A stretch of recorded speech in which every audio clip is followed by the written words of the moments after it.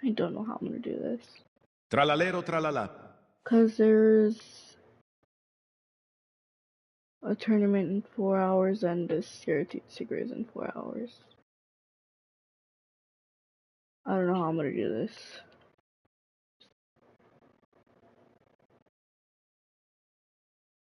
Low key, I'm gonna die.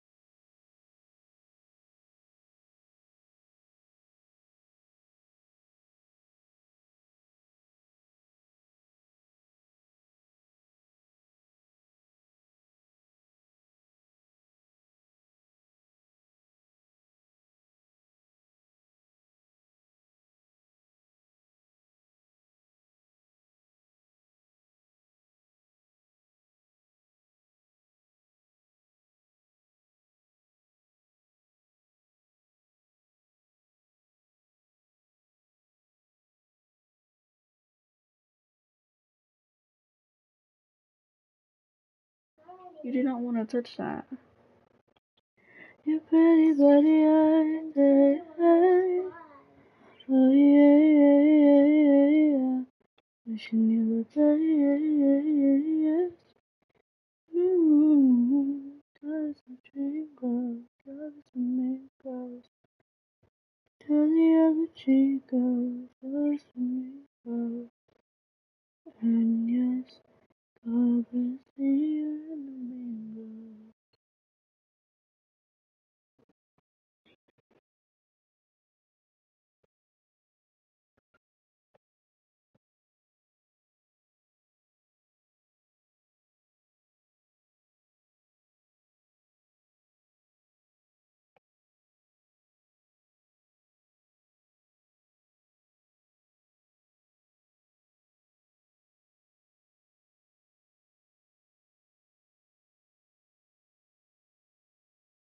Let's see if my friend wants to join the live. Pretty buddy, I say, hey. Oh yeah, yeah, yeah, yeah, yeah. Yeah, yeah, yeah, yeah, yeah.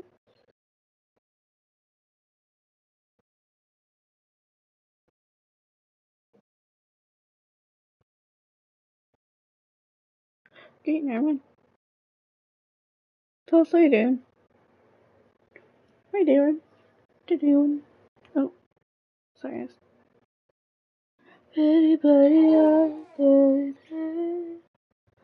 Oh yeah, yeah, yeah, yeah, yeah. Wishing you the yeah, yeah, yeah, yeah. No, no, God is a dream girl. God is a mean girl. Tell the other tree girl. God is a mean girl. And yes, God is even the mean girls. Hmm?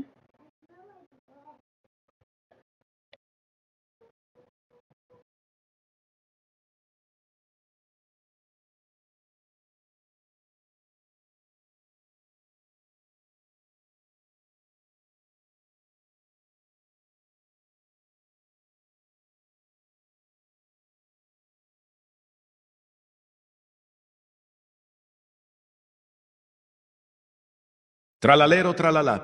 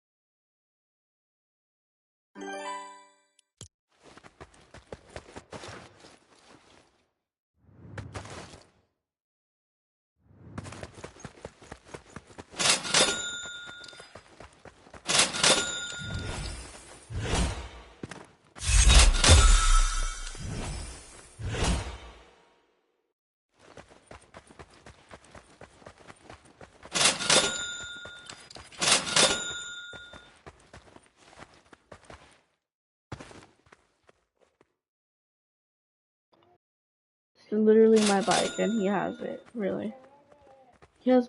I think both my bikes. This is. I think that's my bike. So stuck. That's my bike, and I think this is just mine. I think and this one. So I don't know if he got this for me when we were together, but I don't know.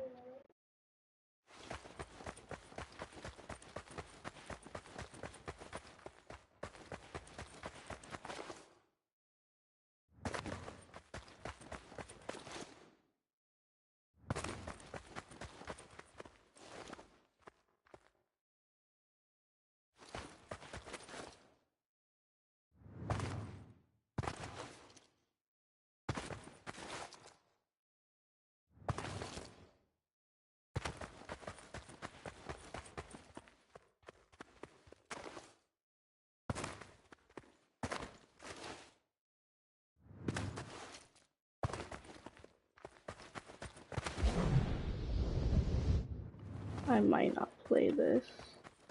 I don't know because this starts in 4 hours, and then so does my tournament. Oh my god. Banana nanito bandito. Oh, what's that? I don't want it. I literally woke up like 4 hours ago. I'm still tired. I fell asleep on my couch. Literally, I have my blanket still right here. I could literally go to sleep right now, but no, I have to stream for this. Flower, please. Oh my gosh, here we go again.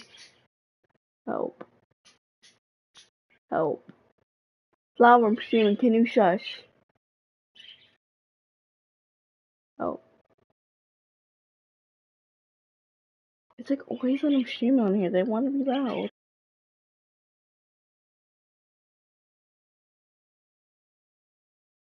Hold on.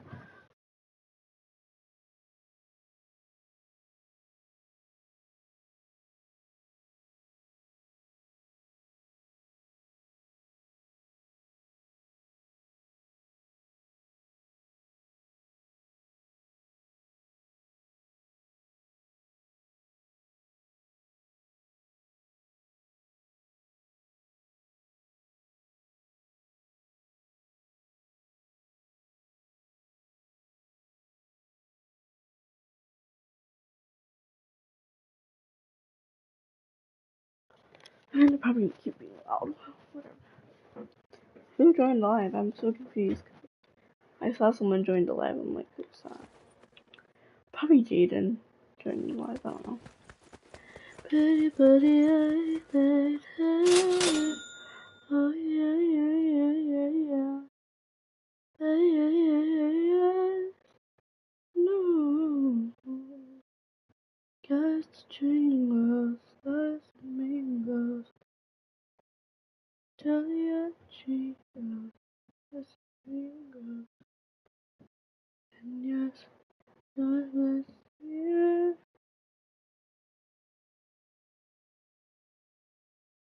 Let's search that up. Whatever that is. Whatever that Twitch name is, I'll probably search it up. Anybody out there? Oh yeah, yeah, yeah, yeah.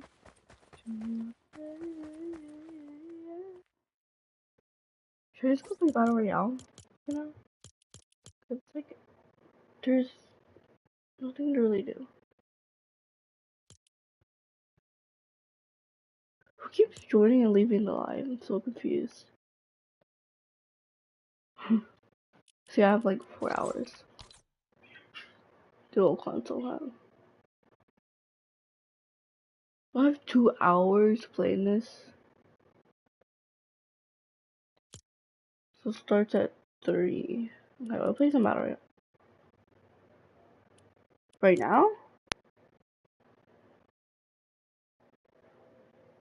Bro, what? Y'all. This is in 4 hours. That's in 4 hours, right? This is in 4 hours. And so is. What? Okay, I need top 250. I'm not that good at this. So if someone could join me for this, please. I would happily accept whoever wants to play with me. Whoever joins the live, they can join me on Fortnite.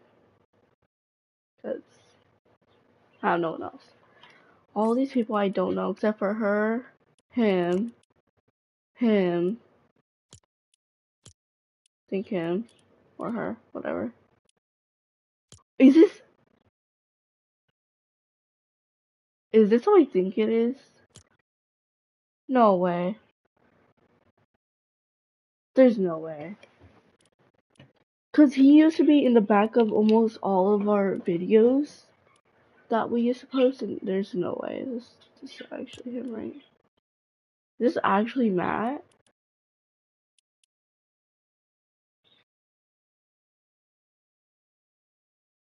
Oh, dang. I see Jane talk about that a lot. Okay, we're gonna play this. Oh, we're gonna play this for now.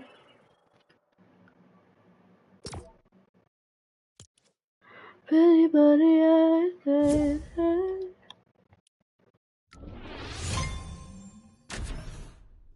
Also, someone just released a new island. Okay, I will check it out. So, cheer on your favorite pros in the ultimate viewing party. Chat Flixie, they know they've got to just keep trying to break through, but Shark, as a solo, he just burning through material so quickly. He needs to get out of sight of the high ground team, so he'll be forced to transition down into a lower layer, but he doesn't want to go to ultimate low just yet. He's got to wait until he's a little bit further back towards backside of the zone, because he needs a big refresh. He's got to catch somebody else off guard. Yeah, no mobility. He's going to have to ride the wave here, playing backside slowly, but there is an unexpected visitor knocking on his door. Haris right beside him. Take 25 bills to work with. It's all wood though, as he goes back once again to play it slow, making use of that grenade of Metness. Yeah, but the vision is just so obscured, and the team on height actually posing such a problem right now for Haris. He is scrambling every which way, but quick, Nidro, they actually look to be in the best position currently just because they're out of the eye of focus. Darn gonna be forced to drop, just chopped out into this Memphis grenade. No idea which way to look. He's just trying to get a little bit of space here, but he's gonna be knocked doesn't actually find the wiggle room he needs. Chino, Pablo now running down to their last few builds, and Chino, he just can't hold on any longer. He'll be knocked through. Prism and Casper now trying to see if there's anybody else that they can get tangled up with a ping. Kiro, everything is just falling apart next to them, but they're still managing to hold on. Maestro, Fweck, I don't know who's still hosting or raining what's down going on the here, players below. so... Pablo doing what he can with the quick elimination, but he's got no med miss grenade to hold on to zone. He's looking back now, trying to figure out what's the rotate in. It's going to be a shockwave play as Fweck doing what he can to connect the previous builds and apply that pressure below. 2 med kits in the inventory, but the pressure on the ground is non-stop. There are just so many solos staggered underneath them, but Pablo has a decent amount of builds. Still one more pizza slice to work with, too. And he's got that Mythic Sentinel. That could be the real difference maker here at Takata. If he can get just a single tag, apply some good pressure onto any of the healthier duos remaining. Kiro now forced to try and use some of these pre-existing builds, but Midra and Tweg have this lobby in the palm of their hands. It's all about closing things out. Pablo still secondary height position. Prism, Casper, ultimate low.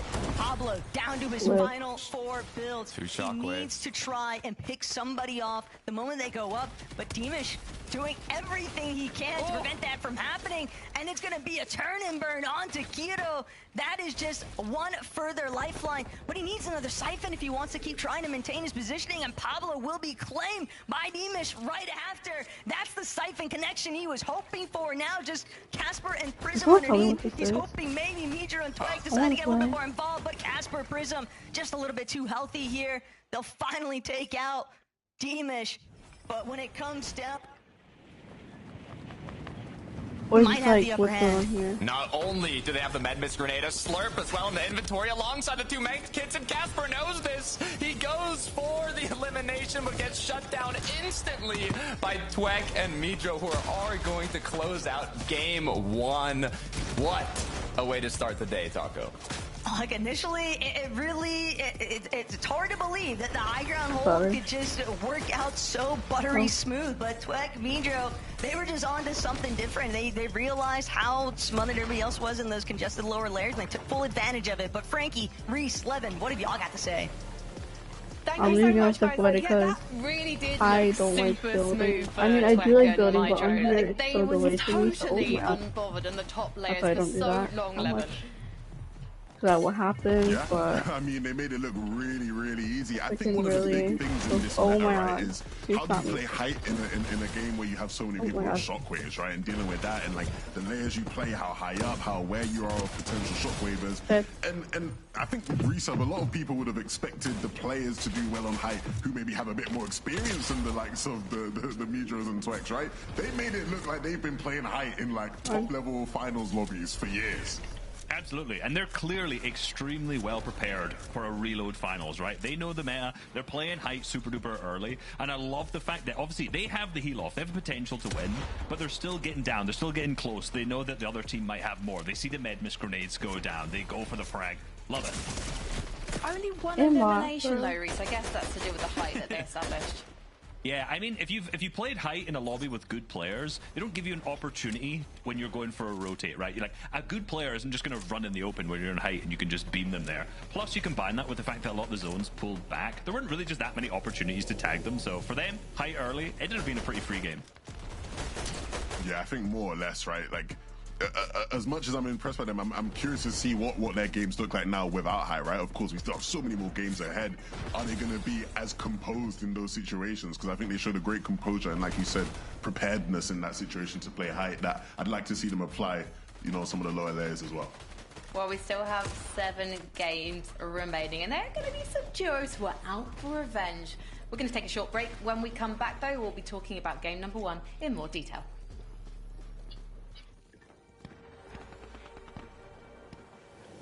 Guys, I don't know what this is for. I'm confused what this is for.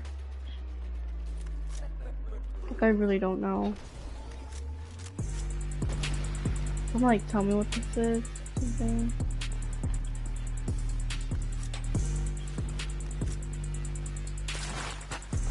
Oh, there's someone right there.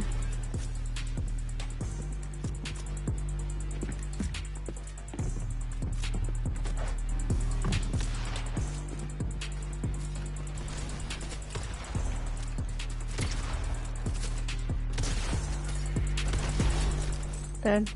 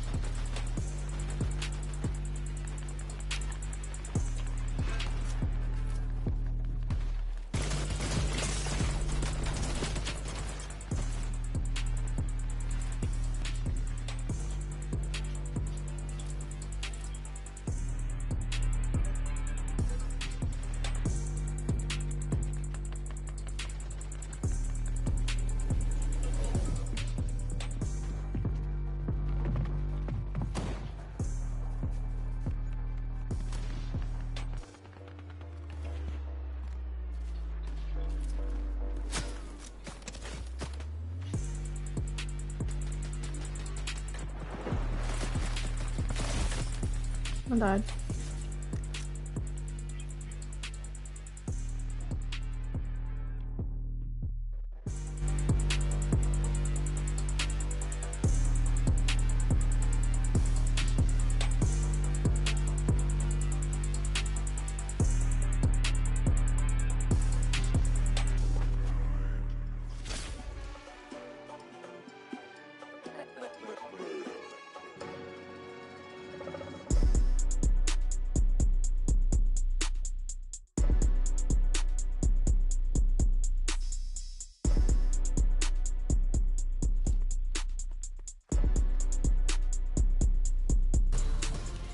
Welcome back to the Fortnite Reload Elite Series. If you've just joined us, sadly, you missed game number 1, but don't worry, because we've got 7 more coming your way. And I'm especially excited to see what Demas and Dom are going to be cooking up, Reese, because they did make it to the end game. Unfortunately, Demas had to fight off as a solo for a little bit, but to be fair, I'm not really that worried when I see either of these players solo. No, one of the main things we know about this team is that they know how to frag if you get them to an end game. And they popped off with 7 elims total. This is actually the highest elims they had matched throughout the whole game. And kind of similar to what we saw through a lot of the other teams, there really wasn't much that happened to them in the early and mid game, right? They just played a very nice, concise, wait until they got stacked, and then Demas in particular absolutely popped off with the solo. Look, in a game where we saw some of those Slurpee teams have their fair share of struggles, right? We bigged up Slurpee as being this top POI where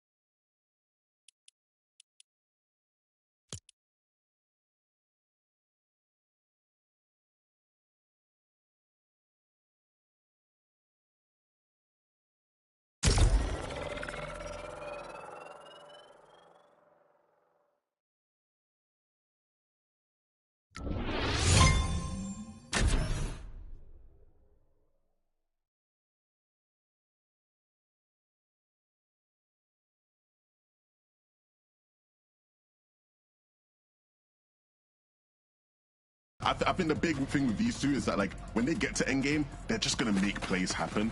And even if one of them goes down, like in that game, Chino goes down, Pablo has to clutch up a couple extra points. He absolutely can do that, and vice versa. So, again, that's another reason why these guys are going to be contending for one of them top 3 spots. What about Sky and Scroll, though, 11? I feel like we want to see a bit more from them in the next game.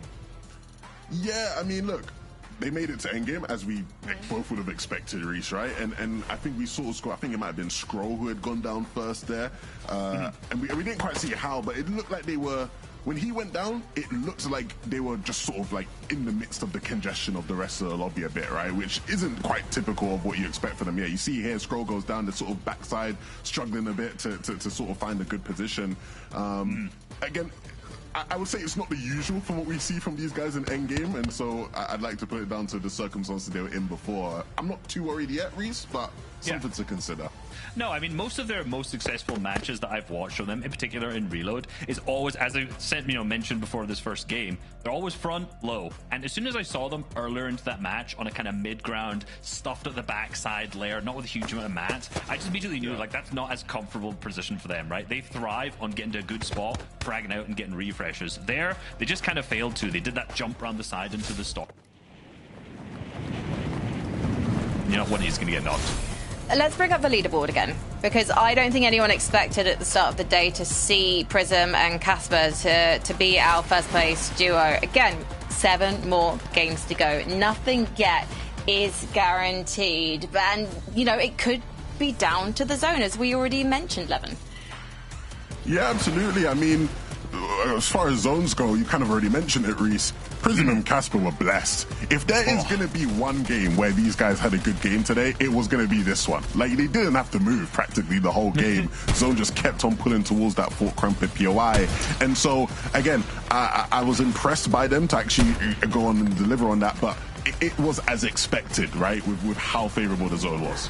Yeah, and at the same time, you know, I just don't want to take away their flowers and just say, oh, they pulled zone, so they're top of the leaderboard. Like, they're clearly so good. They played that endgame incredibly well as well. Obviously, they had the advantage of having 150 and 150 maps going into the endgame, but they played out all the way up to a top second, tried to make a play per win in the first place, and almost managed to make it work as well. So, sure, they were blessed with that, but, you know, they're obviously a talented team who made it here to start with and then performed very well. Well, none of our duos who were dropping at Slurpy Swamps got bogged down in the situation, but they didn't exactly capitalise on all those duos around them either, Reese Hub. No, they really weren't able to, you know. We were expecting, well, to be honest, we didn't really know what we were expecting, but off spawn, this just went back and forth and back and forth. You see, iDrop went down first, and then Vico was also, he went down afterwards, so they kind of traded back and forth, and we saw them later into the match, both with relatively good materials. So despite the messy off spawn, they actually got to a good spot, but it all kind of just fell apart actually after that.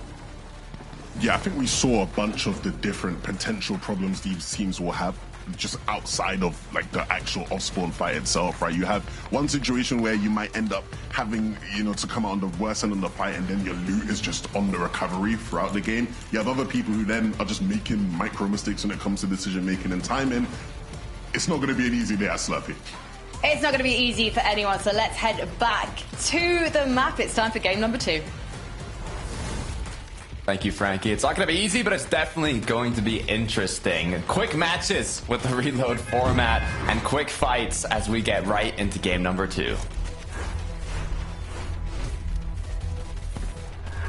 Initial takeaway, though, after peeping that leaderboard, Takata, eliminations are certainly going to be a key factor here today. Because the fact of the matter is, Twek, Mindro, they might have won the lobby with the Victory Royale, but that still didn't put them in first place overall. Just thanks to the elimination counts. But iDrop, Redius, Vico, Malabuka, just a constant give and take right now.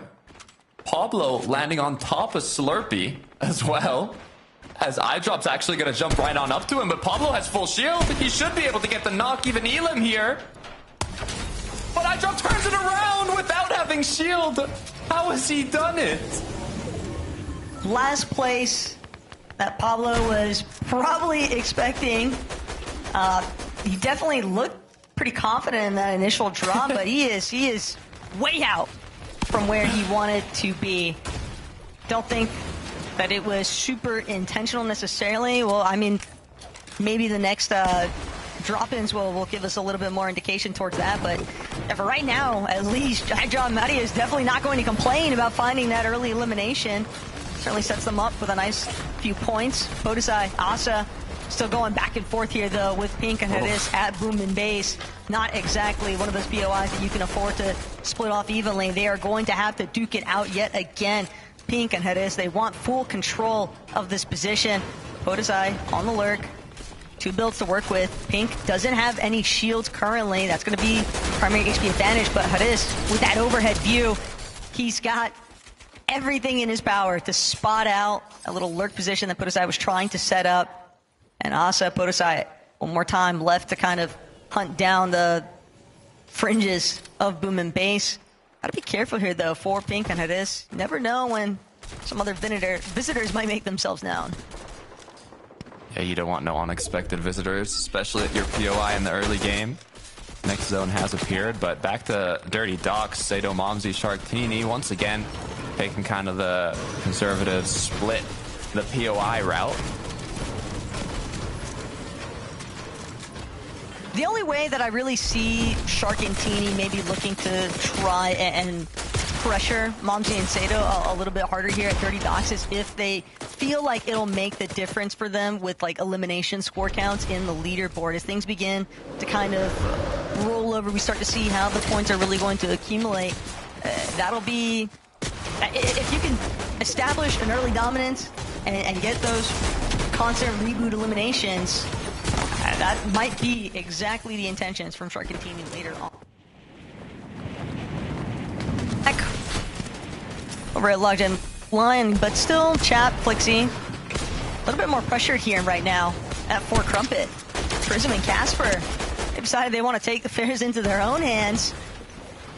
But Chap and Flixie, they are no rollover team. Very good loot acquired from the drop there. Thinking back of these engagements too, you know, it is like Reese and Levin were mentioning, the zone plays a big factor on kind of how these players have their game plan set up for this early game. So maybe, you know, if there's an east side zone, we could see more engagements back at Dirty Docks. But Chat, Flixie have been playing incredibly consistent so far as we head over to Steamy, Stacks, Kiro, Ping. Decent amount of success in that first lobby for Ping and Kiro. But they know they've got a decent amount of work cut out for them. The nice thing, though, about Steamy Stacks is that they can afford hang around a little bit longer. Pretty easy to make rotations. With Darkos and Minority, kind of just contest in comparison to some of these other teams, like Sky Scroll. They know Maria's eye drop nearby. Still not looking to take the bait just yet, though. Farming out as much material as they can gather. They're going to need it. And we're probably eliminated a little bit sooner than what they've been hoping for in that last lobby, but one more time, Takata, it's just really showcasing how much more difficult it really is when you keep cutting down to only finding exclusively the best reload teams from EU. Yeah, they have been playing quite passive too, kind of staying away from Slurpee despite wanting to upgrade those more fights as well. Dimish, Darm, just setting themselves up positioning wise here. You see a lot of kind of passive play, just getting max materials, getting your loadout you want, because later on in reload, I mean, you're so compact with the players around you, it's incredibly difficult to come back from, you know, getting eliminated despite being able to reboot. Actually having your resources recuperated, getting the loot is near impossible with this caliber of lobby. But I'm feeling real good if I'm Darm or Dimish right now, especially after seeing Dimish just frying players nonstop, one after the other in those endgame moments. He really clutched up some solid placement points there too. But for Twek and Mindro, they're just looking to try and replicate their early success from that first lobby. They did an excellent job of just holding down the high ground and just staying uncontested throughout. But might not be same case scenario for lobby 2. Prism, Casper, they know that they've still got Chat, Flixie lurking, and it makes sense, given that Chap and Flixie on that uncontested west side of Slurpee Swamp. So they're looking to try and maybe find a earlier pressure point. So Prism, Casper, being an uncontested team over by Fort Crumpet, it just makes sense to try and see what they can get. Yeah, with a similar zone pull as well, these players are going to start kind of seeing the habits of the teams around them, where they like to base up, or they like to look for tags, and hopefully capitalize it as we move on throughout the day. It is 8 matches to be played out versus the standard. Comeback opting to kind of just reform a bit of Slurpee here. Entered Iko Malabuka's territory, close to Momsy Sato.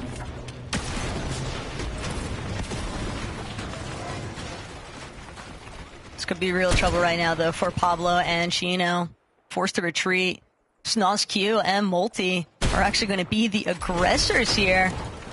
And you don't want to get too far caught out towards this southern position of Fort Crumpet. I mean, you get really easy to be held by a team like Prism and Casper or a little bit further in. Pablo, Chino, maybe just hoping that they can find a couple of quick and easy eliminations, but there's nothing quick and easy about this scale of lobby in the Reload Elite Series Finals, Takata. And they'll wait for the initial rotations to come through. First out of Snozq and Multi. Not going to bother sending any tags out just yet. Fully aware of the fact they don't want to be held too far back, and they'll have to forfeit a little bit of pressure here, but makes sense. They're just being reasonable. They don't want to draw too much focus. Momsy Sato now looking to go against Saren Pizox.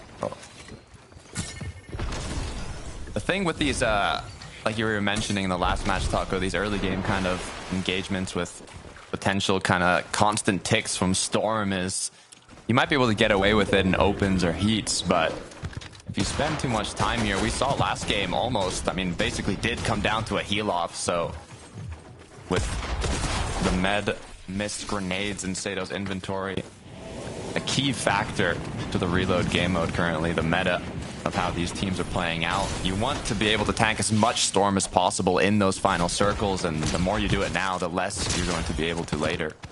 But it's a solid dead side position currently for Sato and Momsy, and if they can avoid a lot of the congestion that became so problematic for some of these other teams later on, for some of those like 7th and 8th zone rotates. I mean, we even saw iDrop and Matty as they got picked off by Shark and Teeny, for example. It's just very difficult to actually move with so many players kind of just piled on top of each other. And not only that, Takata, but we are in 5th zone, and yet every single team is still in this lobby. And I almost expect that to be a recurring theme up until the reboots disabled actually rain through at the start of that 7th zone, and it's just for good reason. Nobody wants to be the first one out, and sure, you can maybe build up a little bit of catch-up off of elimination points, but these teams are just not giving a whole lot of anything to work with. And Casper, Prism, just waiting for their opportunity, but everybody can see where everyone else is based up at. There is pretty much nowhere to hide. Yeah, completely open. Like you were mentioning, this is 6th zone closing. Once that 7th appears, reboots are completely disabled. So this is kind of your last chance to solidify yourself in a position where you want to play those moving zones. Put aside Asa, though. Great job kind of rotating themselves in. What they do have to be careful of is not getting caught off guard too late when the zone's already closed and everybody's already made their rotates, because they're just going to end up being the focus on their way back. But for Kiro and Ping, might have got themselves into a little tussle, but so far looks quite safe.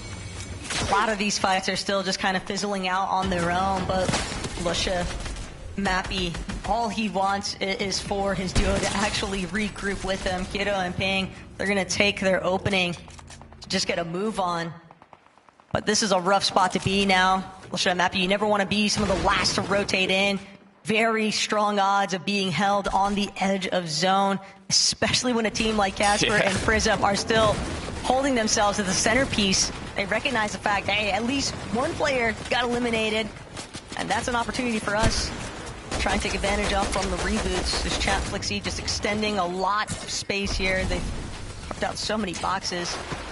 Lusha already on the opposite end. Snozq Multi, Sharktini, there's just nowhere safe for him to look. Deemish Darm, though, on the other hand, they are rather isolated in Stilltown. Next zone will be a half and half, so a lot of players kind of playing the edges here. Exofsky and Saren could get a massive pull if it ends up going back to them.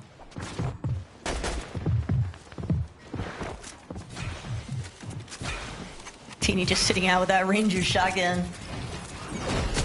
really pack a punch, but also got to be very wary of not drawing too much focus here. Happy and Lusha, they might not have any idea, though, that Teeny and Shark are still just sitting nearby. This is just such a prominent strategy, too, that Teeny has proven time and time again he loves to do. He will just set up in one spot, and he is so patient, and it almost always rewards him. Happy and Lusha is still a little bit cautious. Ooh. They're moving forward, but Shark and Teeny, the moment they get behind them, they might find the opportunity to actually pounce Snuz, Q, and Multi, though. They'll be forced to retreat. Pablo and Chino now going on the aggressive front here. Looking to see if they can find an opening. They don't want to overextend themselves, though. They still have a bit of a rotate to come through. Potential shots now. Crash pad going to be used. Want to stay grouped together is the big importance here. Got to be careful of players landing in their box, but Shark and Teeny up in the clouds, making their way down. Taking a little bit of lobby focus for it, but more than enough builds to work through. And they managed to pull themselves towards more of a dead side position. Great for the rest of the lobby here. Fix Convec. Got 3 shockwaves.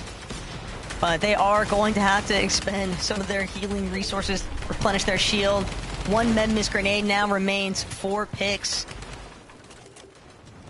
A refresh for a loadout switch up more than the builds. Could be the intention here as Vico, Malabuka saw them trying to get scrappy in that last lobby. It almost seems like after the first game, Takada, everyone has kind of just slowed down the pace a bit. That they have 36 out of the 40 duos still up and running. 8th zone, as now the chaos is starting to unfold. Shark continuing to get position, quickly cut off by Sky and Scroll, though, as players are falling like flies out of the sky, one after the other. What you want to do here is just make sure you're as close to as possible as to your duo. Mappy doesn't even get the chance to land. It was already a very difficult spot, just having been eliminated right before the reboot's disabled in the first place, but now he won't have an opportunity to come back. Kiro and Ping, everyone trying to make their plays for that frontside high position, just getting nestled in here, but Kiro, Ping, they can't get comfortable anytime soon. They know that there's just too many players leading towards backside of their tarps here. They might actually have a moment to look for an isolation play onto Pix, but instead, High Drop working his way up towards height. Asa and Podesai, and Podesai is a really interesting player too, just because one of the first times that we're seeing him not play with a French player, and it seems like that he's had a good amount of success with that switch up onto Asa, but Hydra and Marius, they started things off hot at Slurpee Swamp one more time with that early limb onto Pablo, and now it's going to be Marius still holding down the high ground. A little bit of a chop there for iDrop as he'll be forced to drop, get a little bit more mixed in with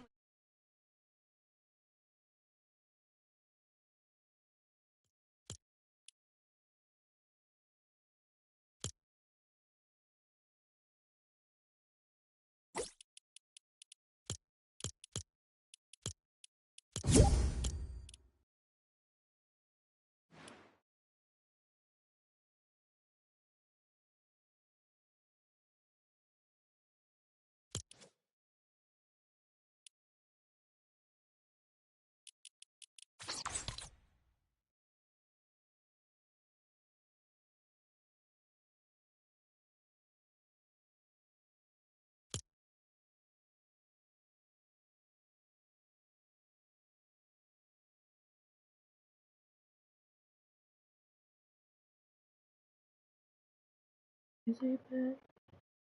Is it Keisha? Is it Anthony? Yo guys, I'm gonna end this podcast right now. Broadcast. For now, until we go into like, I'll come back at